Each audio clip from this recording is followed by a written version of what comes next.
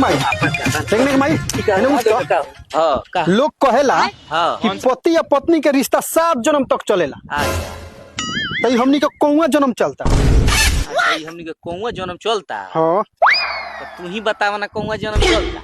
देख तोरा हमेशा लात हाथ मारला के वजह से हमरा ई लागता कि हमनी के लास्टे जन्म चलता तोरा साथे। ना ना ना ना हाँ तारा गलत फेमी बा। अच्छा ई अभी तारा पहले जन्म हमरा साथे चलता। अरे बाप रे बाप एकरा मतलब अभी तोरा साथे 6 जन्म तक हमरा लात जूता खाए के पड़ी।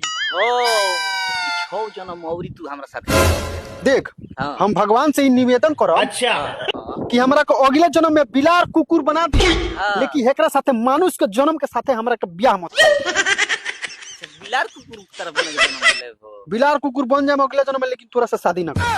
अच्छा तो हमहू भगवान से यह विनती करब नु कि तारा के बिलारे या कुकुर बना के रखो जंतर काहे ओई लायक पहले बड़ो ओई लायक बड़ो